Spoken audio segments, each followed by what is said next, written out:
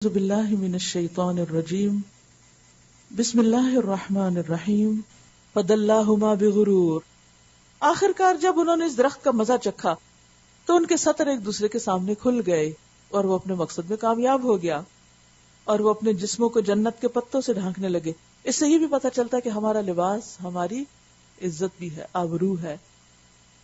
تب ان کے رب نے انہیں پکارا، کیا میں نے تمہیں اس درخت سے روکا نہ تھا اور کہا نہ تھا کہ شیطان تمہارا کھلا دشمن ہے؟ اور یہ ایک حقیقت ہے نا کہ اللہ کے احکامات واضح طور پر پتہ ہوتے ہیں کہ حلال کیا حرام کیا۔ مثلا آپ دیکھیں کہ جو لوگ زنا کا ارتکاب کر لیتے ہیں، حرام کا ارتکاب کر لیتے ہیں، کیا ان کو نہیں پتا، واقعی نہیں پتا کہ زنا حرام ہے اور اللہ کو پسند نہیں؟ لیکن وہ کیوں اس مصیبت میں پھنسے؟ کیونکہ انہوں نے ان حدود کی پابندی نہیں کی، اور وہ آج شیطان کے بہلاوے میں آہستہ آہستہ آہستہ آہستہ شیطان نے ان کو ایک حرام قبیح فعل خوبصورت کر کے دکھایا اور وہ اس میں ٹریپ ہو گئے۔ تو جو بھی کوئی گناہ کا کام کرتا ہے، جھوٹ بولنا ہو یا کسی کی غیبت کرنا ہو یا کچھ بھی کرنا ہو، ایسا نہیں ہوتا کہ وہ ہم کو برا لگتا تو ہم اس کو کرتے ہیں یا برا سمجھ کے کرتے ہیں۔ شیطان اس کو خوشنما بنا کے دکھا دیتا ہے، گندی سے گندی چیز کو وہ خوبصورت بنا کے دکھا دیتا ہے اور اس کے اوپر ایک ایسا پینٹ کرتا ہے کہ ہمیں اس کی اصل صورت نظر نہیں آتی۔ اس کی اصل صورت صرف تقویٰ کی آنکھیں دیکھتی ہیں، وہ دل دیکھتا ہے جس میں تقویٰ ہوتا ہے۔ انسان پھر کہتا ہے نو یہ اصل نہیں ہے، یہ بات یوں نہیں ہے۔ وہ ہر آنے والی تعویل، شوشہ، دلیل، ان سب چیزوں کو اللہ کے تقویٰ کی وجہ سے ہٹاتا جاتا ہے اور اس کو فَإِذَا هُمْ مُبْصِرُونَ، ان کو صاف نظر آتا ہے کہ اصل کیا ہے، حکم کیا ہے، کرنا کیا ہے اور کیا نہیں کرنا۔ اور یہ ہو نہیں سکتا جب تک انسان کے اندر کیا نہ ہو، تقویٰ نہ ہو، خدا کا خوف نہ ہو۔ تب ان کے رب نے انہیں پکارا، کیا میں نے تم اس درخت سے روکا نہ تھا اور کہا نہ تھا کہ شیطان تمہارا کھلا دشمن ہے؟ دونوں بول اٹھے، اے رب، ہم نے اپنے اوپر ستم کیا، اگر اب تو نے ہم سے درگزر نہ فرمایا اور رحم نہ کیا تو ہم یقیناً تباہ ہو جائیں گے۔ یعنی تو نے معاف نہ کیا تو پھر ہمارے لیے کوئی ٹھکانہ نہیں۔ فرمایا اتر جاؤ، تم ایک دوسرے کے دشمن ہو اور تمہارے لیے خاص مدت تک زمین ہی میں جائے قرار اور سامان زیست ہے۔ اب تمہارا ٹیسٹ یہاں کا تو ہو گیا، اب اس کے بعد دنیا میں ایک نئے امتحان میں تم جا رہے ہو۔ اور یہی چیز انسان بھول جاتا ہے کہ ہم کوئی بھی کام کرتے ہیں اس میں ہماری آزمائش ہوتی ہے، امتحان ہوتا ہے، اور خصوصاً نیکی کے کاموں میں۔ اور فرمایا وہی تم کو جینا اور وہی مرنا ہے، اور اسی میں سے یعنی زمین میں سے تم کو آخر کار نکالا جائے گا۔ کب؟ یوم الحشر کو، قیامت کے دن۔ یا بنی آدم قد انزلنا علیکم لباسا یواری سوآتکم وریشا ولباس التقوی ذالک خیر۔ اے اولاد آدم، ہم نے تم پر لباس نازل کیا ہے تاکہ تمہارے جسم کے قابل شرم حصوں کو ڈھانکے اور تمہارے لیے جسم کی حفاظت اور زینت کا ذریعہ بھی ہو، اور بہترین لباس تقویٰ کا لباس ہے۔ کھانے پینے کے بعد کس کی بات ہے؟ لباس کی، کیونکہ ہر انسان کو لباس کی ضرورت ہوتی ہے، اور لباس اللہ نے انسان کو جنت میں ہی پہنا دیا تھا، شیطان نے وہ اتروا دیا نافرمانی کروا کے۔ پھر اللہ نے جب دنیا میں ہمیں بھیجا، پچھلی آیت میں بتایا کہ تمہیں بھیجا جا رہا ہے، پچھلی آیات سے پتہ چلتا ہے کہ تم زمین میں اتر جاؤ، تو اب زمین پر اللہ نے صرف انسان کو نہیں اتارا، اس کا لباس بھی اتارا۔ تمام جانوروں کا لباس ان کے ساتھ ہی آتا ہے دنیا میں، یعنی ان کے جسم کے اندر صلاحیت ہوتی ہے، کسی کے اوپر بال اگاتے، کسی پہ کھال، اور کسی پہ پر، کسی کے اوپر کچھ اور ہوتا ہے۔ لیکن انسان کا لباس انسان کی چوائس پہ رکھا گیا، چاہے تو تمون کا پہنو، چاہے سوتی پہنو، کاٹن پہنو، سنتھیٹک پہنو، کچھ بھی پہنو۔ اور لباس کیا ہے تمہارے لیے؟ پرپز نمبر 1 کہ تمہارے جسم کے قابل شرم حصے چھپے ہوئے ہوں، تمہارے سطر ڈھکے ہوئے ہوں، اور اس کی جو بھی لیولز ہیں، جہاں جہاں جس طرح کا سطر ہونا چاہیے وہ انسان رکھے۔ اور دوسرا، لباس انسان کو خوبصورتی بھی دیتا ہے، زینت کا سبب بھی ہے۔ تو اس سے یہ پتہ چلتا ہے کہ لباس پہننا اور اچھا لباس پہننا دین کا حصہ ہے، اپنی حیثیت کے مطابق صاف ستھرا ہو، اچھی حالت میں ہو، لیکن اسراف نہ ہو یہاں بھی۔ تو یہ بھی دین ہے کیونکہ جس طرح بعض مذاہب نے کھانے پینے کو ابینڈن کر دیا، انہوں نے اچھے لباس کو بھی کیا کیا؟ ابینڈن کر دیا. ہمارا دین ہمیں کیا بتاتا ہے؟ کھاؤ جو بھی حلال ہے، اسراف نہ کرو، پہنو لیکن اپنے جسد کو ڈھانپو اور معقول لباس ہو. لیکن زینت کے اظہار میں یا زینت کے اختیار میں اتنا آگے نہ بڑھ جاؤ کہ تقوی کی حدیں پامال ہو جائیں. وہ لباس التقوی، تقوی کا لباس، تقوی دل میں ہوتا ہے، لہذا یہ لباس دل کے اندر ہوتا ہے کہ انسان کے دل کو زینت بخشتا ہے، انسان کی سوچ کو خوبصورت بناتا ہے اور انسان کو ہوش و حواس والا انسان بناتا ہے. تو لباس میں تقوی کیسے کہ انسان جب پہنے تو صرف لوگوں سے نہ پوچھے کیسا لگ رہا ہوں، کیونکہ عام طور پر جب ہم پہنتے ہیں تو فوراً پہن کے دوسروں کو دکھاتے کیسے لگ رہے ہیں، یا پھر آئینے کے سامنے کھڑے ہو کے دیکھتے خود سے پوچھتے کیسے لگ رہے ہیں. اس وقت دل سے پوچھو اور تقوی والے دل سے پوچھو کیسے لگ رہے ہو اور کہاں کیسا لباس پہننا چاہیے. عبادت کر رہے تو کیسا پہنو، شادی بیاہ ہے تو کیا پہن سکتے اور کیا نہیں پہن سکتے، اور جب اچھا لباس پہن لو تو کس کس کے سامنے جا سکتے ہو اور کہاں نہیں جا سکتے، کس کو دکھا سکتے اور کس کو نہیں دکھا سکتے. کیونکہ یہاں پر لباس کو زینت بتایا گیا اور سورۃ النور میں پھر بتا دیا گیا کہ زینت کا اظہار کس کس کے سامنے ہو سکتا اور کہاں نہیں ہو سکتا. لیکن یہ فرق کرنا ہم بھول جاتے ہیں. ہم جو پہنتے ہیں ہمیں خود اچھا لگتا ہے، لوگوں کو اچھا لگتا ہے، وہ ہم کہیں بھی پہن لیتے ہیں، چاہے وہ کسی کو دکھانا جائز ہو یا ناجائز ہو. تو لباس التقوی وہ لباس ہے جس سے تقوی کے تقاضے پورے ہوتے ہوں، اور وہ اگر دل میں اللہ کا خوف اور محبت ہوگی تو دل آپ کو خود بتا دے گا کہ یہ ٹھیک نہیں ہے، جھلک رہا ہے اس میں سے سب کچھ، اس پر بہت پھول ہے، اٹریکٹ کرے گا سب کو.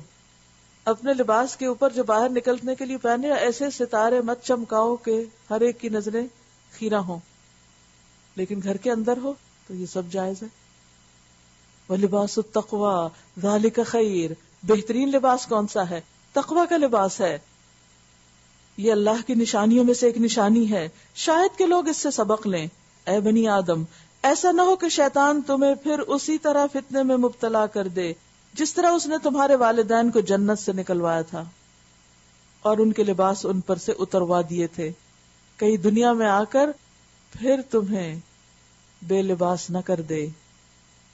اور آج آپ دیکھیں حسن اور خوبصورتی کا معیار اللہ نے قرآن میں لباس کو بتایا، اور ہم لوگ بے لباس ہو کر یا کم سے کم لباس پہن کر یا شارٹس پہن کر سمجھتے ہیں کہ زیادہ خوبصورت لگ رہے ہیں. اب ایک چیز جو قبیح ہے، اللہ کی نگاہ میں ناپسندیدہ ہے، لوگوں کے سامنے جسم کو ننگا کرنا، وہ شیطان کی نظر میں بہت خوبصورت، اور وہ ہمیں بھی وہیں سے خوبصورتی دکھانے لگتا ہے. لیکن کون دیکھتا ہے کہ خوبصورت کیا ہے اور کیا نہیں؟ وہ آنکھ جس میں تقوی ہو، اس دل کی وجہ سے جہاں اللہ کی محبت ہو. شیطان نے پہلی دشمنی کیا کی تھی انسان کے ساتھ؟ اس کا لباس اتروایا تاکہ ان کی شرمگاہیں ایک دوسرے کے سامنے کھولے، یعنی خاص طور پر قابل شرم حصوں کو سامنے کیا. آج بھی آپ دیکھیں کہ بعض اوقات خواتین کے لباس ایسے ہوتے ہیں کہ جس میں خصوصی طور پر قرآن نے کہا ہے کہ اپنے سینے ڈھانک کر رکھو، تو ایسی فٹنگ کے لباس یا ساری ڈیکوریشن ہی سینے کے اوپر، اور وہ بعض اوقات اچھے بھلے لوگ نماز روزہ کرنے والے شادی بیاہ کے موقع پر اپنی بیٹیوں اور بہوؤں کو محرم نامحرم کے سامنے بالکل شو پیس بنا کر رکھ دیتے ہیں، اور دوپٹہ اوڑھنے ہی نہیں دیا جاتا، پیچھے کر کے پن اپ کر دیا جاتا ہے کہ کوئی یہ جرت بھی نہ کرے کہ اس کو کھینچ کے آگے کرے. کوئی گنجائش ہی نہیں چھوڑی جاتی کہ اس حصے کو انسان ڈھانک سکے جس کو اللہ نے ڈھانکنے کا خاص طور پر عورتوں کے لیے حکم دیا. یہ سب کچھ اٹریکٹیو ہے کس کے لیے؟ شیطان کے لیے. اور وہ یہی تو چاہتا ہے کہ ہم وہ دکھائیں جسے اللہ چھپانا چاہتا ہے. وہ اور اس کے ساتھی تمہیں ایسی جگہ سے دیکھتے ہیں جہاں سے تم انہیں نہیں دیکھ سکتے. ان شیاطین کو ہم نے ان لوگوں کا سرپرست بنا دیا جو ایمان نہیں لاتے. یہ لوگ جب کوئی شرمناک کام کرتے ہیں تو کہتے ہیں ہم نے اپنے باپ دادا کو اسی طریقے پر پایا. اس وقت باپ دادا کی سند لے لیتے ہیں، اور اللہ ہی نے ہمیں ایسا کرنے کا حکم دیا. مزید ظلم یہ کرتے کہ اس کو دین کا حصہ بتاتے ہیں. ان سے کہو اللہ بے حیائی کا حکم کبھی نہیں دیا کرتا. کیا تم اللہ کا نام لے کر وہ باتیں کہتے ہو جن کے متعلق تمہیں علم نہیں کہ وہ اللہ کی طرف سے ہیں. اے محمد صلی اللہ علیہ وسلم ان سے کہو میرے رب نے تو راستی اور انصاف کا حکم دیا ہے، اور اس کا حکم تو یہ ہے کہ ہر عبادت میں اپنا رخ ٹھیک رکھو، یعنی قبلے کی طرف رخ رکھو، اور دل میں بھی اللہ ہی کے لیے وہ عبادت کرو اور اسی کو پکارو، اپنے دین کو اس کے لیے خالص رکھ کر. جس طرح اس نے تمہیں اب پیدا کیا ہے اسی طرح تم پھر پیدا کیے جاؤ گے. ایک گروہ کو تو اس نے سیدھا راستہ دکھا دیا مگر دوسرے گروہ پر گمراہی چشمہ ہو کر رہ گئی، کیونکہ انہوں نے خدا کی بجائے شیاطین کو اپنا سرپرست بنا لیا. وہ ان سے مشورے لیتے ہیں اور وہ سمجھ رہے ہیں کہ ہم سیدھی راہ پر ہیں، کیونکہ شیطان انسان کے دل میں ایسی خیال ڈالتا ہے کہ جس میں اس کو ایسا لاجک سجاتا ہے کہ غلط چیز اس کو صحیح لگنے لگتی، اور انسان کنونس ہو جاتا ہے کہ جو میں کر رہا ہوں ٹھیک کر رہا ہوں، حالانکہ وہ ٹھیک نہیں ہوتا، کتاب اللہ کے معیار پہ پورا نہیں اترتا. پھر حکم دیا یا بنی آدم، اے آدم کے بچوں، خذوا زینتکم عند کل مسجد وکلوا واشربوا ولا تسرفوا. اب کھانا پینا لباس ایک جگہ آ گئے ایک ہی آیت میں. اے آدم کی اولاد، ہر عبادت کے موقع پر اپنی زینت سے آراستہ ہو، یعنی صحیح لباس پر پہن کر اللہ کے حضور حاضر ہو، اور کھاؤ پیو اور حد سے تجاوز نہ کرو، زیادہ نہ کھاؤ، اللہ حد سے بڑھنے والوں کو پسند نہیں کرتا. قل من حرم زینت اللہ التی اخرج لعباده والطیبات من الرزق. اے محمد صلی اللہ علیہ وسلم ان سے کہیے کس نے اللہ کی اس زینت کو حرام کر دیا جسے اللہ نے اپنے بندوں کے لیے نکالا تھا، اور کس نے خدا کی بخشی ہوئی پاک چیزیں حرام کر دی، ممنوع کر دی. کہو یہ ساری چیزیں دنیا کی زندگی میں بھی ایمان لانے والوں کے لیے ہیں، اور قیامت کے روز تو خالصتاً انہی کے لیے ہوں گی. یعنی اللہ نے اچھی اچھی چیزیں جو دنیا میں پیدا کی ہیں وہ بندوں کے استعمال کے لیے کی ہیں، اس لیے نہیں کی کہ انسان تقوی کا اظہار کرتے ہوئے حلال کو اپنے اوپر حرام کر لے. جو حلال ہے، جو اچھا ہے، اس کو اختیار کرنا بھی شکر ادا کرنا ہے کہ اللہ کی نعمت کو آپ نے اپریشیٹ کیا، اس کی قدردانی کی، اس کو اس کے صحیح مقام پر رکھا. یعنی زہد، تقوی، پرہیزگاری، نیکی یہ نہیں کہ حلال کو حرام کر لیا جائے. پرہیزگاری کیا ہے؟ حرام سے بچا جائے اور شک اور شبہ والی چیزوں سے بچا جائے.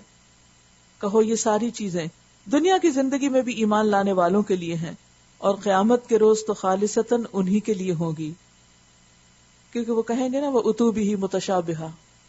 اس طرح ہم اپنی باتیں صاف صاف بیان کرتے ہیں ان لوگوں کے لیے جو علم رکھنے والے ہیں. اے محمد صلی اللہ علیہ وسلم ان سے کہو کہ میرے رب نے جو چیزیں حرام کی ہیں وہ تو یہ ہیں. اب حرام کی لسٹ دیکھ لیجئے. بے شرمی کے کام، بے حیائی کے، فحش کام، خواہ کھلے ہوں یا چھپے. اچھا بعض لوگ چھپ کے نہیں کرتے، وہ کہتے ہیں ہم تو سر عام کرتے ہیں، ہم کوئی چھپ کے تھوڑی کر رہے ہیں. بھئی اللہ نے دونوں ہی حرام کیے ہیں، کھلے بھی حرام ہے، چھپے بھی حرام ہے. فحش ایکشنز، فحش باتیں اور گناہ اور حق کے خلاف زیادتی، اور یہ کہ اللہ کے ساتھ تم کسی کو شریک کرو جس کے لیے اس نے کوئی سند نازل نہیں کی، اور یہ کہ اللہ کے نام پر کوئی ایسی بات کہو جس کے متعلق تمہیں علم نہ ہو کہ وہ حقیقت میں اسی نے فرمائی ہے. ہر قوم کے لیے مہلت کی ایک مدت مقرر ہے، پھر جب کسی قوم کی مدت آن پوری ہوتی ہے تو ایک گھڑی بھر کی تاخیر و تقدیم بھی نہیں ہوتی. یعنی ہر ایک کے لیے اللہ نے ایک وقت رکھا ہے کام کا، جب وہ اس کی ٹینیور پورا ہو جاتا ہے تو بس پھر وائنڈ اپ کر دیا جاتا ہے اس کو، افراد کے لیے بھی اور قوموں کے لیے بھی. اے بنی آدم یاد رکھو اگر تمہارے پاس خود تم ہی میں سے ایسے رسول آئیں جو تمہیں میری آیات سنا رہے ہوں، تو جو کوئی نافرمانی سے بچے گا اور اپنے رویے کی اصلاح کر لے گا، فمن اتقى واصلح فلا خوف علیہم ولا هم يحزنون، تو اس کے لیے کسی خوف اور رنج کا موقع نہیں. اور جو لوگ ہماری آیات کو جھٹلائیں گے اور ان کے مقابلے میں سرکشی برتیں گے وہی اہل دوزخ ہوں گے جہاں وہ ہمیشہ رہیں گے. ظاہر ہے کہ ان سے بڑا ظالم اور کون ہوگا جو بالکل جھوٹی باتیں گھڑ کر اللہ کی طرف منسوب کرے یا اللہ کی سچی آیات کو جھٹلائے. ایسے لوگ اپنے نوشتہ تقدیر کے مطابق اپنا حصہ پاتے رہیں گے یہاں تک کہ وہ گھڑی آ جائے گی جب ہمارے بھیجے ہوئے فرشتے ان کی روحیں قبض کرنے کے لیے پہنچیں گے. یعنی فرشتے موت کے آ جائیں گے. اس وقت وہ ان سے پوچھیں گے کہ بتاؤ اب کہاں ہیں وہ تمہارے معبود جن کو تم خدا کی بجائے پکار رہے تھے؟ وہ کہیں گے کہ سب ہم سے گم ہو گئے. کیونکہ موت کے وقت انسان تنہا ہی رہ جاتا ہے، کوئی چھڑانے نہیں آتا، کوئی بچانے نہیں آتا. وہ خود اپنے خلاف گواہی دیں گے کہ ہم واقعی منکر حق تھے. اللہ فرمائے گا جاؤ تم بھی اسی جہنم میں چلے جاؤ جس میں تم سے پہلے گزرے ہوئے گروہ جن و انس جا چکے. ہر گروہ جب جہنم میں داخل ہوگا تو اپنے پچھلے گروہ پر لعنت کرتا ہوا داخل ہوگا کہ انہوں نے ہمیں بھٹکایا، حتیٰ کہ سب جب وہاں جمع ہو جائیں گے تو ہر بعد والا گروہ اپنے پہلے گروہ کے حق میں کہے گا کہ اے رب، یہ وہ لوگ تھے جنہوں نے ہم کو گمراہ کیا، لہٰذا انہیں آگ کا دوہرا عذاب دے. جواب میں ارشاد ہوگا ہر ایک کے لیے دوہرا ہی عذاب ہے مگر تم جانتے نہیں ہو. انسان کی ہمیشہ سے یہ کمزوری رہی ہے کہ غلطی کر کے دوسرے کو بلیم دیتا ہے کہ اس نے مجھے کہا تھا یا اس کو دیکھ کے میں نے ایسا کیا، اور ہر وقت ہم یہ کہتے ہیں شیطان نے ایسا کیا. ٹھیک ہے، وہ تو کرے گا ہی، اللہ نے ہمیں عقل دی ہے نا کہ ہم پھر پہچان لیں. تو قیامت کے دن بھی انسان کیا کرے گا؟ شیطان کو بلیم کرے گا، اپنے لیڈرز کو بلیم کرے گا کہ انہوں نے ہمیں راستے سے بھٹکایا، اور یہ دعا کرے گا کہ اللہ ان کو دگنا عذاب دے کیونکہ انہوں نے ہمیں مشکل میں ڈالا تھا، ہم ان کے پیروکار تھے. لیکن بات یہ ہے کہ کسی کی پیروی کر رہے ہیں لوگ، آپ کی کر رہے ہیں، تو اسی لیے اللہ نے فرمایا ہر ایک کے لیے دگنا ہے. دوسرا یہ ہے کہ کسی کو دیکھ کر یا کسی کے کہنے پر اگر کوئی شخص غلط کام کرتا ہے تو اس پر تو ذمہ داری آتی ہے جو غلط کام کرتا ہے، لیکن اس میں بھی آ جاتی ہے جو اس کی مانتا ہے. اصل بات یہ ہے کہ دگنا عذاب سب کے لیے اس لیے بھی ہے کہ ہر ایکشن کا ایک ریفلیکس ایکشن ہوتا ہے. ہمارا کام صرف ہمارا نہیں ہوتا، ہم جو کرتے ہیں ہمیں دیکھ کے اور بھی وہ کر رہے ہوتے ہیں، تو پھر اس میں بھی حصہ دار بن جاتے ہیں جو آثار ہم چھوڑتے ہیں، اچھے ہوں یا برے. اور پہلا گروہ دوسرے گروہ سے کہے گا کہ اگر ہم قابل الزام تھے تو تمہیں کو ہم پر کون سی فضیلت حاصل تھی، اب اپنی کمائی کے نتیجے میں عذاب کا مزہ چکھو. ان الذين كذبوا بآياتنا واستكبروا عنها لا تفتح لهم ابواب السماء ولا يدخلون الجنة حتى يلج الجمل في سم الخياط وكذلك نجزي المجرمين.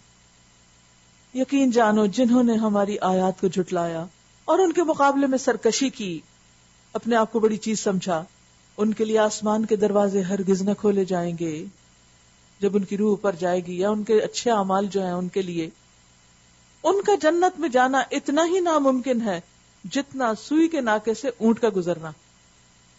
ایک بڑی چیز تنگ چیز سے گزر نہیں سکتی، اور سوئی کا ناکا نظر آنے والی باریک چیزوں میں تنگ، راستوں میں سب سے زیادہ تنگ وہ راستہ ہے، اور نظر آنے والی بڑی چیزوں میں سے، جاندار چیزوں میں سے سب سے بڑا جانور اونٹ ہے. تو جس طرح سب سے بڑا جانور سب سے چھوٹے راستے سے نہیں گزر سکتا، ایسے ہی یہ لوگ جنت میں جا نہیں سکتے. جنت میں جانے کے لیے ان کا راستہ اتنا ہی چھوٹا ہے، یہ اس میں سے گزر ہی نہیں سکتے، اس راستے پہ جا نہیں سکتے. کیوں؟ اس لیے کہ دنیا میں انہوں نے یہ راستہ اختیار نہیں کیا تھا. آخرت میں جنت اسی کے لیے جو دنیا میں رخ صحیح کر کے اپنی ڈائریکشن درست کر کے اس راستے پہ چل پڑے. مجرموں کو ہمارے ہاں ایسا ہی بدلہ ملا کرتا ہے، ان کے لیے تو جہنم کا بچھونا ہوگا اور جہنم ہی کا اوڑھنا. یہ ہے وہ جزا جو ہم ظالموں کو دیا کرتے ہیں، بخلاف اس کے جن لوگوں نے ہماری آیات کو مان لیا اور اچھے کام کیے. اور اس باب میں ہم ہر ایک کو اس کی استطاعت ہی کے مطابق ذمہ دار ٹھہراتے ہیں. وہ اہل جنت ہے جہاں وہ ہمیشہ رہیں گے. ان کے دلوں میں ایک دوسرے کے خلاف جو کچھ کدورت ہوگی ہم اسے نکال دیں گے. یعنی دوسری طرف ایمان لانے والے اور نیک کام کرنے والے اپنی حیثیت اور استطاعت کے مطابق جو بھی اچھا کریں اس کی قدردانی کی جائے گی، اور پھر وہ سب جنت میں جائیں گے. خواہ دنیا میں ان کے درمیان کوئی چھوٹی موٹی اونچ نیچ اور آپس میں مس انڈرسٹینڈنگ ہو گئی تھی، لیکن جب جنت میں جائیں گے اس سے پہلے وہ بھی دھو دی جائے گی، کیونکہ جنت میں سب کے دل ایک جیسے ہوں گے. کوئی کسی سے نفرت نہ کرے گا، کسی سے حسد نہ ہوگا، کسی سے کوئی دشمنی نہ ہوگی. ان کے نیچے نہریں بہ رہی ہیں، اور اس وقت وہاں پہنچ کر وہ کیا کہیں گے؟ وَقَالُوا الْحَمْدُ لِلَّهِ الَّذِي هَدَانَا لِهَذَا. اللہ کا شکر ہے جس نے ہمیں یہ راستہ دکھایا تھا اور ہم اس پہ چلتے رہے اور آج یہاں آ پہنچے. وَمَا كُنَّا لِنَهْتَدِيَ لَوْلَا أَنْ هَدَانَا اللَّهُ. ہم خود یہ راستہ پا ہی نہیں سکتے تھے اگر اللہ ہم کو ہدایت نہ دیتا، وہ ہمیں توفیق نہ دیتا اس راستے پہ چلنے کی. ہمارے رب کے بھیجے ہوئے رسول واقعی حق ہی لے کر آئے تھے. اس وقت ندا آئے گی، یہ جنت جس کے تم وارث بنائے گئے ہو تمہیں ان اعمال کے بدلے میں ملی ہے جو تم کرتے رہے تھے. لِكُلٍّ دَرَجَاتٌ مِّمَّا عَمِلُوا. ہر ایک وہاں جا کر بیٹھ جائے گا. ہر ایک کو جنت میں اپنے گھر کا پتہ اس سے زیادہ معلوم ہوگا جتنا اس کو اپنے دنیا کے گھر کا ہے. کیونکہ ہر ایک کو پتا وہ کر کیا رہا ہے. دنیا میں بھی ہر انسان اپنے اعمال سے خوب باخبر ہے، تو انسان کو وہاں جا کے کوئی دھوکا نہیں ہوگا، اپنی منزل پہ پہنچ جائے گا. اب یہاں پر کچھ جنت اور جہنم والوں اور کچھ بیچ کے لوگوں کے مکالمے پیش کیے گئے ہیں، ان میں بھی بڑا ہی سبق ہے. وَنَادَى أَصْحَابُ الْجَنَّةِ أَصْحَابَ النَّارِ، پھر یہ جنت کے لوگ دوزخ والوں سے پکار کر کہیں گے ہم نے ان سارے وعدوں کو ٹھیک پا لیا جو ہمارے رب نے ہم سے کیے تھے، کیا تم نے بھی ان وعدوں کو ٹھیک پایا جو تمہارے رب نے کیے تھے؟ وہ جواب دیں گے ہاں. تب ایک پکارنے والا ان کے درمیان پکارے گا اللعنۃ اللہ علی الظالمین، کہ خدا کی لعنت ان ظالموں پر جو اللہ کے راستے سے لوگوں کو روکتے اور اسے ٹیڑھا کرنا چاہتے تھے اور آخرت کے منکر تھے. ان دونوں گروہوں کے درمیان ایک اوٹ حائل ہوگی، ایک پردہ ہوگا، ایک دیوار ہوگی جس کی بلندیوں آراف پر کچھ اور لوگ ہوں گے. یہ ہر ایک کو اس کے قیافے سے پہچانے کے علامتوں سے، اور جنت والوں سے پکار کر کہیں گے سلامتی ہو تم پر، کیونکہ جنت والے خوش باش ہوں گے، ان کے چہرے چمک رہے ہوں گے، ان کو سلام کریں گے. یہ لوگ جنت میں داخل تو نہیں ہوئے، یعنی یہ خود جو آراف والے ہیں، مگر اس کے امیدوار ہوں گے. یہ آراف والے لوگ کون ہوں گے؟ جن کی نیکیاں اور برائیاں بالکل برابر سرابر ہو گئی، کیونکہ اعمال نامے میں تو ذرہ برابر بھی چیز تول دی جائے گی. ایک حدیث میں آتا ہے کہ صحابہ کے برابر بھی کوئی عمل ہوگا اس کا بھی وزن ہوگا. صحابہ کہتے ہیں جوں کے انڈے کو، لیک کو. اتنا عمل بھی کسی کا کم و بیش ہوگا تو وہ بھی تول دیا جائے گا. اس کی بنا پر بھی فرق ہو سکتا ہے. جیسے بعض اوقات آپ کے گریڈ آتے ہیں نا، تو آپ بالکل ایک گریڈ کے قریب پہنچے ہوتے ہیں کہ چند پوائنٹ سے یا ایک نمبر سے آپ پیچھے رہ جاتے ہیں. تو دنیا میں بھی یہ فرق ہوتا ہے، چند پوائنٹ سے آپ نے ٹیسٹ فیل کر دیا. تو اسی طرح آخرت میں بھی کچھ لوگ ایسے ہوں گے کہ جو قریب پہنچے ہوئے تھے، ساری زندگی جنت والوں کے کام کرتے رہے، مثلا ایک کام غلط کر لیا مرنے سے پہلے، اور وہ ہے غلط وصیت. اب یہ چیز اس کے لیے ایک بہت بڑی مشکل کھڑی کر دے گی. اس نے اپنی عاقبت برباد کر دی، انجام اچھا نہ ہوا. اسی طرح بعض لوگ ایسے ہوں گے کہ جن کے نیک اور برے اعمال بالکل ایک جیسے ہوں گے، نہ وہ جنت میں جائیں گے نہ جہنم میں. ان کو روکا جائے گا. کہاں پر؟ جنت اور جہنم کے بیچ کی وال پر، جس کو آراف کہتے ہیں. آراف کہتے ہیں بلند جگہ کو. سورۃ الحدید میں بھی ذکر آتا ہے نا، سور کا، دیوار کا آتا ہے. اب اس کے ایک طرف جنت والے ہوں گے، دوسری طرف جہنم والے. اب یہ اوپر کھڑے دیکھ رہے ہیں، ادھر بھی دیکھتے ہیں ادھر بھی دیکھتے ہیں. جب جنت والوں کو دیکھتے ہیں تو ان کو پہچان جائیں گے، اور اس کے مقابلے میں جب جہنم والوں کو دیکھیں گے تو کیا کہیں گے؟ وَإِذَا صُرِفَتْ أَبْصَارُهُمْ تِلْقَاءَ أَصْحَابِ النَّارِ، اور جب ان کی نگاہیں دوزخ والوں کی طرف پھریں گی تو کہیں گے اے ہمارے رب، ہمیں ان ظالم لوگوں میں شامل نہ کرنا، ہم ان کے ساتھ نہیں جانا چاہتے. پھر یہ آراف کے لوگ دوزخ کی چند بڑی بڑی شخصیتوں کو ان کی علامتوں سے پہچان کر پکاریں گے، بڑے بڑے لیڈروں کو، ان کو مخاطب کریں گے کہ دیکھ لیا تم نے، آج نہ تمہارے جتھے تمہارے کسی کام ہے، تمہاری پارٹی، گروہ، کنبہ، قبیلہ، نہ وہ ساز و سامان جن کو تم بڑی چیز سمجھتے تھے. آج آپ دیکھیں کہ لوگ اپنا روب کس سے قائم کرتے ہیں. ایک کے مقابلے میں دوسرا اپنی بڑائی کیسے جتاتا ہے کہ میرے جاننے والے، اکوینٹنسز یا پھر فالوورز بہت زیادہ ہیں، میں تم سے زیادہ طاقتور ہوں، بڑا ہوں. یا پھر دوسری چیز ہوتی ہے بڑے بڑے گھر یا بڑی بڑی ایسی چیزیں ڈیکوریشن کی کہ جس سے انسان اپنی عمارت کا اظہار کرتا ہے. تو یہاں پر بھی کیا ہوگا کہ آخرت میں یہ دونوں چیزیں کام نہ آئیں گی اگر انسان اللہ کا مطیع و فرمان بردار نہ ہو. آج نہ تمہارے جتھے تمہارے کام آئے، دوست، احباب، برادری، رشتہ دار، جن کے ساتھ تم دنیا میں ایک دوسرے کی مدد کر کے فائدے اٹھاتے تھے، اور نہ وہ ساز و سامان جس کو تم بڑی چیز سمجھتے تھے. اب دیکھیں جتنا بھی ساز و سامان ہے وہ کس لیے ہے؟ ویسے گھر کا فرنیچر کس لیے؟ اپنی ضرورت پورے کرنے کے لیے یا پھر روب جمانے کے لیے؟ کس لیے کہ وہ ہمیں فائدہ پہنچائے یا ہم اس کو فائدہ پہنچاتے رہیں اس کی خدمت کر کر کے. تو بات یہ کہ یہ ایک انسانی کمزوری ہے کہ وہ دنیا کے ساز و سامان کو بڑی چیز سمجھتا ہے، اس سے امپریس ہوتا ہے. لوگ کس گھر میں جا کے امپریس ہوتے ہیں، پریس ہو جاتے ہیں، دل بیٹھ جاتا ہے جب کوئی بڑی عمارت دیکھتے ہیں، جب کوئی بہت لیوش قسم کا اس کا لے آؤٹ دیکھتے ہیں، فرنیچر دیکھتے ہیں، چیزیں دیکھتے ہیں. اس طریقے سے انسان دنیا میں اپنا سکہ جتنا چاہے منوا لے، لیکن آخرت میں یہ چیزیں کام آنے کی نہیں. یہی مضمون یہاں بیان ہو رہا ہے. نہ لوگ کام آئیں گے نہ مال کام آئے گا. اور کیا اہل جنت وہی لوگ نہیں جن کے متعلق تم قسمیں کھا کھا کر کہتے تھے کہ ان کو تو خدا اپنی رحمت میں سے کچھ بھی نہ دے گا. آج انہی سے کہا گیا کہ داخل ہو جاؤ جنت میں, تمہارے لیے نہ خوف ہے نہ رنج ہے. سب غم پیچھے چھوٹ گئے. اور دوزخ کے لوگ جنت والوں کو پکاریں گے. اب ان کا کمیونیکیشن کرایا جائے گا کہ کچھ تھوڑا سا پانی ہم پہ ڈال دو, اتنی نہریں بہ رہی ہیں تمہارے پاس, چلو بھر ہماری طرف بھی پھینک دو, کچھ تو آگ بجھ جائے. یا جو رزق اللہ نے تمہیں دیا اس میں سے کچھ ہمیں پھینک دو, کچھ ہماری طرف بھی ڈال دو. وہ جواب دیں گے کہ اللہ نے یہ دونوں چیزیں ان منکرین حق پر حرام کی ہیں جنہوں نے اپنے دین کو کھیل اور تفریح بنا لیا اور جنہیں دنیا کی زندگی نے دھوکے میں مبتلا کر رکھا تھا.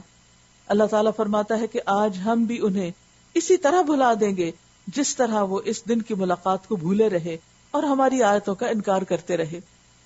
لہذا لازم ہے کہ دن میں کئی بار موت کو یاد کیا کریں, اپنے آخرت کے گھر کو امیجنیشن کی نگاہوں سے دیکھا کریں کہ کیا کیا بنا لیا وہاں کے لیے. وَلَقَدْ جِئْنَاهُمْ بِكِتَابٍ فَصَّلْنَاهُ عَلَىٰ عِلْمٍ هُدًى وَرَحْمَةً لِقَوْمٍ يُؤْمِنُونَ. ہم ان لوگوں کے پاس ایک ایسی کتاب لے آئے ہیں جس کو ہم نے علم کی بنا پر مفصل بنایا ہے اور جو ایمان لانے والوں کے لیے ہدایت اور رحمت ہے. اب کیا یہ لوگ اس کے سوا کسی اور بات کے منتظر ہیں کہ وہ انجام سامنے آ جائے جس کی یہ کتاب خبر دے رہی ہے؟ جس روز وہ انجام سامنے آ گیا تو وہی لوگ جنہوں نے پہلے اسے نظر انداز کیا تھا کہیں گے کہ واقعی ہمارے رب کے رسول حق لے کر آئے تھے. پھر کیا اب ہمیں کچھ سفارشی ملیں گے جو ہمارے حق میں سفارش کریں, یا ہمیں دوبارہ واپس ہی بھیج دیا جائے تاکہ جو کچھ ہم پہلے کرتے تھے اس کے بجائے اب دوسرے طریقے پر کام کر کے دکھائیں. انہوں نے اپنے آپ کو خسارے میں ڈال دیا اور وہ سارے جھوٹ جو انہوں نے تصنیف کر رکھے تھے آج ان سے گم ہو گئے. یعنی دنیا میں انسان اپنی آخرت کی نجات کے لیے جو بہانے ڈھونڈتا ہے, میں اللہ تعالیٰ کو یہ کہہ دوں گا, میں اللہ تعالیٰ کو یہ بتا دوں گا کہ میں نے یہ غلط کام اس لیے کیا تھا, یا میں فلاں نیکی اس لیے نہیں کر سکا تھا, تو آخرت میں وہ ساری چیزیں بیکار نظر آئیں گی. دنیا میں بھی کئی دفعہ آپ کو تجربہ ہوا ہوگا کہ مثلا اگر آپ کا کسی کے ساتھ کوئی مقابلہ یا کوئی جھگڑا ہے یا کچھ ہے, تو آپ اب جب تک تنہا ہوتے ہیں تو آپ بڑی بڑی باتیں سوچ رہتے ہیں, لیکن جو ہی جا کے مقابلے کا وقت آتا ہے سب کچھ بھول جاتا ہے, سب دلیلیں بیکار. اگر بندوں کے سامنے دلیلیں بیکار ہو جاتی ہیں تو اللہ کو کیسے راضی کریں گے؟ فکر کی بات ہے. جس نے آسمانوں اور زمین کو 6 دنوں میں پیدا کیا پھر عرش پر مستوی ہوا. اس کا محتاط ترجمہ یہی ہے کیونکہ ہم نہیں جانتے اس کی کیفیت کیا ہے, وہ تخت دنیاوی تخت کی طرح ہے کسی اور کی طرح, کیونکہ جب ہم اس لفظ کو کسی چیز سے تشبیہ دیتے ہیں یا مثال دیتے ہیں تو پھر اس کی اصل حقیقت ہمیں نہیں معلوم, وہ اس کے ساتھ زیادتی ہوتی. تو عرش ہی ہے جو رات کو دن پر ڈھانک دیتا ہے اور پھر دن رات کے پیچھے دوڑا چلا آتا ہے. جس نے سورج اور چاند اور تارے پیدا کیے سب اس کے فرمان کے تابع ہیں. خبردار رہو اسی کی خلق اور اسی کا امر. چھوٹے سا جملہ بہت بڑا اصول دے دیا گیا. الا لہ الخلق والامر, کیا جس نے پیدا کیا اس کا حق نہیں کہ حکم بھی اسی کا چلے؟ جس نے جو چیز بنائی ہو اس بنانے والے کی مرضی کے مطابق انسٹرکشن لکھی جاتی ہے. مثلا اگر کسی نے کوئی مشین ایجاد کی یا کوئی آئیڈیا لایا ہے یا کسی بھی طرح کی کوئی چیز تیار کی ہے تو پھر وہ زیادہ حقدار ہے کہ وہ خود بتائے کہ اس کو کس طرح استعمال کیا جائے گا. والشمس والقمر والنجوم مسخرات بامرہ, سورج چاند تارے سب اس کے فرما بردار. تو کیا بندوں کو نہیں ہونا؟ کیا ہمیں اس کا حکم نہیں ماننا؟ ساری مخلوق اس کے حکم کی تابع فرمان ہے. الا لہ الخلق والامر. تو ہم انسانوں کو بھی کیا کرنا ہے؟ اللہ کے حکم کی تابع داری کرنی ہے. تبارک اللہ رب العالمین. یہ بہت زبردست جواب ہے اس بات کا کہ اللہ کی عبادت کیوں کریں.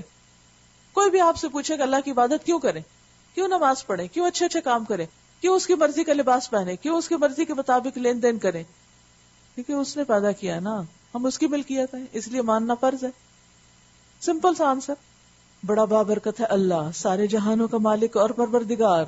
ادعوا ربکم تضرعا وخفیا, اپنے رب کو پکارو گڑ گڑاتے ہوئے اور چپکے چپکے سے, یعنی اونچی آواز سے بھی آہستہ آواز سے بھی, رو کے بھی, عاجزی اور زاری کے ساتھ بھی, اور کچھ بولے بغیر دل میں اللہ سے باتیں کیا کرو. کئی جگہ ایسی ہوتی ہے نا جہاں بندہ کچھ کہہ بھی نہیں سکتا, بول بھی نہیں سکتا, لیکن اللہ تو چارک سے بھی زیادہ قریب ہے. وہ تو ہمارے دل کی پکار بھی سن لیتا ہے, چاہے ہم منہ سے ایک لفظ بھی نہ بولیں, وہ تو پورے دلوں کے حال جانتا ہے. تو اس لیے ہر مشکل میں اللہ کی طرف رجوع کرو, حد سے گزرنے والے اس کو پسند نہیں. تو دعا کو بلا ضرورت لمبا کریں یا اس میں بلا ضرورت قافیہ بندی کریں, اس کو نظم کی شکل دے دیں, یا یہ کہ وہ ایسی ڈیٹیلز میں جائیں جو قرآن و سنت سے ثابت نہیں.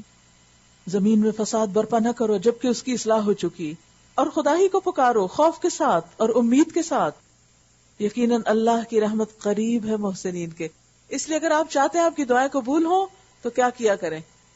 اس سے پہلے کوئی نیکی کا کام کیا کریں, چاہے نماز پڑھیں 2 رکعت, چاہے قرآن کی تلاوت کریں, چاہے کوئی صدقہ خیرات پہلے دیں, چاہے کسی اور انسان کے ساتھ بھلا کریں, کسی کے کام آئیں, کسی کی مصیبت دور کریں, اور پھر اس کے بعد اللہ سے دعا کریں, اللہ کو پکاریں.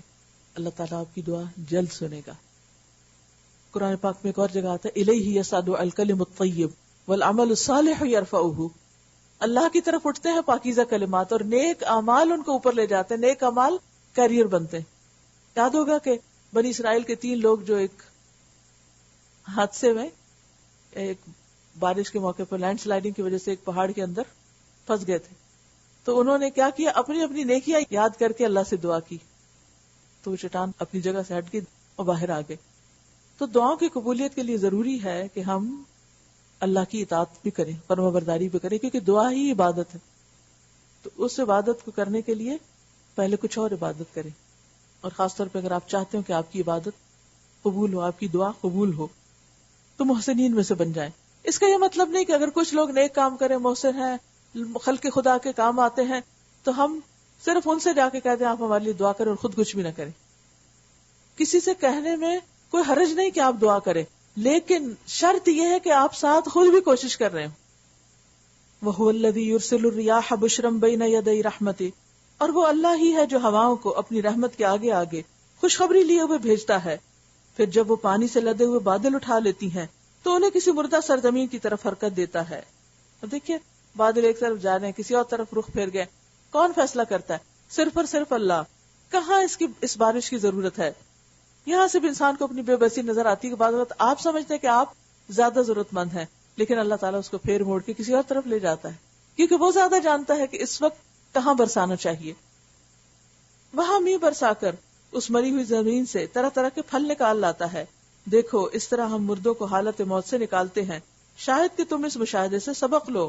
جو زمین اچھی ہوتی ہے وہ اپنے رب کے حکم سے خوب پھل پھول لاتی ہے, اور جو زمین خراب ہوتی ہے اس سے ناقص پیداوار کے سوا کچھ نہیں نکلتا. اس طرح ہم نشانیوں کو بار بار پیش کرتے ہیں ان لوگوں کے لیے جو شکر گزار ہونے والے ہیں. اچھی اور بری زمین سے مراد اچھے اور برے انسان ہیں. جو لوگ خود اچھے ہوتے ہیں وہ اچھے اچھے کام کرتے ہیں اور ان کو اچھائی کے مواقع بھی مل جاتے ہیں, اور وہ اچھائی کر کے خوش بھی ہوتے ہیں, اور ان کی خیر بھلائی آگے آگے بھی پھیلتی. لیکن جہاں نیتوں کی خرابی ہوگی, اعمال درست نہ ہوں گے, وہاں پر پھر کام میں کوئی برکت نہ ہوگی. لقد ارسلنا نوحا الى قومه فقال یا قوم اعبدوا الله ما لكم من اله غیره. اب یہاں مختلف پیغمبروں کا ذکر کیا جائے گا اور ان کی دعوت کا طریقہ کہ انہوں نے لوگوں کو کس چیز کی طرف بلایا, ان کی دعوت کے بنیادی نکات کیا تھے. ہم نے نوح علیہ السلام کو اس کی قوم کی طرف بھیجا. اس نے کہا اے برادران قوم اللہ کی بندگی کرو. ہر پیغمبر نے یہی آ کے کہا تھا قولوا لا الہ الا اللہ تفلحوا, اس کے سوا تمہارا کوئی خدا نہیں. میں تمہارے حق میں ایک ہولناک دن کے عذاب سے ڈرتا ہوں. اس کی قوم کے سرداروں نے جواب دیا ہم کو تو یہ نظر آتا ہے کہ تم سری گمراہی میں مبتلا ہو. اب جو شخص اچھا کرتا ضروری نہیں کہ اس کو اپریشیٹ ہی کیا جائے اور سب اس کو اچھا کہیں. بعض اوقات آپ دین پر ہوتے ہیں لیکن لوگ آپ کو کریزی پیپل کہہ رہے ہوتے ہیں, انا لنراک فی ضلال مبین, کہ تم بھٹکے ہوئے ہو. نوح علیہ السلام نے کہا اے برادران قوم میں کسی گمراہی میں نہیں پڑا ہوا بلکہ میں رب العالمین کا رسول ہوں, تمہیں اپنے رب کے پیغامات پہنچاتا ہوں, تمہارا خیر خواہ ہوں. پیغمبر ہمیشہ خیر خواہ رہے ہیں, اور مجھے اللہ کی طرف سے وہ کچھ معلوم ہے جو تمہیں معلوم نہیں. کیا تمہیں اس بات پہ تعجب ہوا کہ تمہارے پاس خود تمہاری اپنی قوم کے ایک آدمی کے ذریعے سے تمہارے رب کی یاد دہانی آئی تاکہ تمہیں خبردار کرے اور تم غلط روی سے بچ جاؤ اور تم پر رحم کیا جائے؟ مگر انہوں نے اس کو جھٹلا دیا. کس کو؟ نوح علیہ السلام کو. آخرکار ہم نے اسے اور اس کے ساتھیوں کو ایک کشتی میں نجات دی اور ان لوگوں کو ڈبو دیا جنہوں نے ہماری آیات کو جھٹلایا تھا. گویا حق کا انکار انسان کے لیے دنیا میں بھی ڈوبنے کا سبب بن جاتا ہے. یقیناً وہ اندھے لوگ تھے. اور عاد کی طرف ہم نے ان کے بھائی ہود علیہ السلام کو بھیجا. اس نے کہا ہے برادران قوم اللہ کی بندگی کرو, اس کے سوا تمہارا کوئی خدا نہیں. افلا تتقون, کیا پھر تم تقوی اختیار نہیں کرو گے, اللہ کی نافرمانی سے بچو گے نہیں. قال الملأ الذین کفروا من قومہ, اس کی قوم کے سرداروں نے جس کی بات ماننے سے انکار کر رہے تھے جواب میں کہا ہم تو تمہیں بے عقلی میں مبتلا سمجھتے ہیں. نوح علیہ السلام کو کہا تم گمراہ ہو, ان کو کہا تم بے عقل ہو, اور ہمیں گمان ہے کہ تم جھوٹے ہو. اس نے کہا اے برادران قوم میں بے عقلی میں مبتلا نہیں بلکہ میں رب العالمین کا رسول ہوں. کس طرح آپ نے مقصد پہ فوکس کیے ہوئے, تم کو اپنے رب کے پیغامات پہنچاتا ہوں اور تمہارا ایسا خواہ ہوں جس پر بھروسہ کیا جا سکتا ہے. کیا تمہیں اس بات پر تعجب ہوا کہ تمہارے پاس خود تمہاری قوم کا ایک آدمی ہدایت لے کر آیا, تمہارے رب کی طرف سے یاد دہانی آئی تاکہ وہ تمہیں خبردار کر دے, بھول نہ جاؤ کہ تمہارے رب نے نوح علیہ السلام کی قوم کے بعد اس نے تم کو جانشین بنایا اور تمہیں خوب طاقتور کیا, بس اللہ کی قدرت کے کرشموں کو یاد رکھو, امید ہے کہ فلاح پاؤ گے. انہوں نے جواب دیا کیا تو ہمارے پاس اس لیے آیا ہے کہ ہم اکیلے اللہ ہی کی عبادت کریں اور انہیں چھوڑ دیں جن کی عبادت ہمارے باپ دادا کیا کرتے تھے. وہی پرانا اعتراض. اچھا تو لے آ وہ عذاب جس کی تو ہمیں دھمکی دیتا ہے اگر تو سچا ہے. اس نے کہا تمہارے رب کی پھٹکار تم پر پڑ گئی اور اس کا غضب ٹوٹ پڑا, کیا تم مجھ سے ان ناموں پہ جھگڑتے ہو جو تم نے اور تمہارے باپ دادا نے رکھ لیے. وہ قوم بھی مختلف چیزوں کے نام رکھنے میں بڑی ہوشیار تھی, اور کسی کو سورج کا خدا اور کسی کو چاند دیوتا کہا اور کسی کو کسی چیز کا خدا بنا لیا, اور خود اپنی مرضی سے یہ سب کچھ کیا جن کے لیے اللہ نے کوئی سند نازل نہیں کی, یعنی کہیں بھی اس کی دلیل نہیں, کوئی پروف ہی نہیں کہ وہ سب یہ کر سکتے ہیں. اچھا تو تم بھی انتظار کرو اور میں بھی تمہارے ساتھ انتظار کرتا ہوں. آخرکار ہم نے اپنی مہربانی سے ہود علیہ السلام اور اس کے ساتھیوں کو بچا لیا اور ان لوگوں کی جڑ کاٹ دی جو ہماری آیات کو جھٹلا چکے تھے اور ایمان لانے والے نہ تھے. اور سمود کی طرف ہم نے ان کے بھائی صالح علیہ السلام کو بھیجا. اس نے بھی کہا اے برادران قوم, کتنا پیار کا انداز ہے لوگوں کو پکارنے کا, اللہ کی بندگی کرو, اس کے سوا تمہارا کوئی خدا نہیں, تمہارے پاس تمہارے رب کی طرف سے کھلی دلیل آ چکی ہے, یہ اللہ کی اونٹی تمہارے لیے ایک نشانی ہے, لہٰذا اسے چھوڑ دو کہ خدا کی زمین میں چرتی پھرے, اس کو کسی برے ارادے سے ہاتھ نہ لگانا ورنہ دردناک عذاب تمہیں آ لے گا. یاد کرو وہ وقت جب اللہ نے قوم عاد کے بعد تمہیں اس کا جانشین بنایا, یعنی ایک قوم مٹ جاتی پھر دوسری آ جاتی, اور تم کو زمین میں یہ منزلت بخشی کہ آج تم اس کے ہموار میدانوں میں عالیشار محل بناتے ہو, یعنی دنیا میں اللہ کی بنائی زمین پر بڑی بڑی عمارتیں کھڑی کرتے ہو, پلازاز بناتے ہو, اس کے پہاڑوں کو مکانات کی شکل میں تراشتے ہو. بس اس کی قدرت کے کرشموں سے غافل نہ ہو جاؤ اور زمین میں فساد برپا نہ کرو. یہ اللہ کا تقاضا کہ بندہ اگر ترقی کرے تو اللہ کی نافرمانی میں نہیں, اللہ کی فرما برداری میں. اس کی قوم کے سرداروں نے جو بڑے بنے ہوئے تھے کمزور طبقے کے ان لوگوں سے جو ایمان لے آئے تھے کہا اگر تم واقعی یہ مانتے ہو کہ صالح اپنے رب کا پیغمبر ہے. انہوں نے جواب دیا بے شک جس پیغام کے ساتھ وہ بھیجا گیا ہے ہم اسے مانتے ہیں. ان کے مدعیوں نے کہا جس چیز کو تم نے مانا ہے ہم اس کے منکر ہیں. یعنی ہمیشہ اہل ایمان اور اہل کفر کے درمیان یہ چپکلش چلتی رہی, ہر قوم میں ہوئی, آج کیسے نہ ہوگی. پھر انہوں نے اس اونٹنی کو مار ڈالا اور پوری سرکشی کے ساتھ اپنے رب کے حکم کی خلاف ورزی کر گزرے, اور صالح علیہ السلام سے کہہ دیا کہ لے آ وہ عذاب جس کی تو ہمیں دھمکی دیتا ہے اگر تو واقعی پیغمبروں میں سے ہے. آخرکار ایک دہلا دینے والی آفت نے انہیں آ لیا اور وہ اپنے گھروں میں اوندے پڑے رہ گئے. کیونکہ بعض اوقات انسان سوچتا ہے کہ گھر سے باہر نکلنے پر کوئی عذاب نہ آ جائے, کوئی حادثے کا شکار نہ ہو جائے, لیکن جب اللہ کی ناراضگی آتی تو گھروں کے اندر بھی پہنچ جاتی ہے. اور یہ کہتا ہوا بستیوں سے نکل گیا کہ اے میری قوم, میں نے اپنے رب کا پیغام تجھے پہنچا دیا اور میں نے تیری بہت خیر خواہی کی, مگر میں کیا کروں کہ تجھے اپنے خیر خواہ پسند نہیں. وَلَٰكِن لَا تُحِبُّونَ النَّاصِحِينَ وَلُوطًا إِذْ قَالَ لِقَوْمِهِ, اور لوط علیہ السلام کو ہم نے پیغمبر بنا کر بھیجا. پھر یاد کرو جب اس نے اپنی قوم سے کہا تم ایسے بے حیا ہو گئے ہو کہ وہ فحش کام کرتے ہو جو تم سے پہلے دنیا میں کسی نے نہیں کیا تھا. تم عورتوں کو چھوڑ کر مردوں سے اپنی خواہش پوری کرتے ہو. حقیقت یہ ہے کہ تم بالکل ہی حد سے گزر جانے والے لوگ ہو.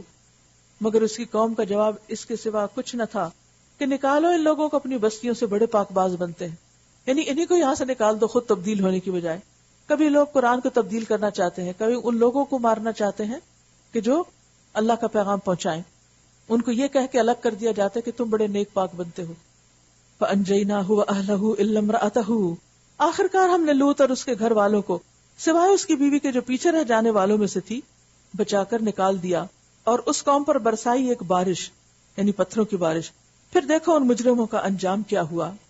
اگلا جو واقعہ ہے کل ہی پڑھ لیں گے. سبحانک اللہم و بحمدک نشہد ان لا الہ الا انت نستغفرک و نتوب الیک. السلام علیکم و رحمۃ اللہ وبرکاتہ.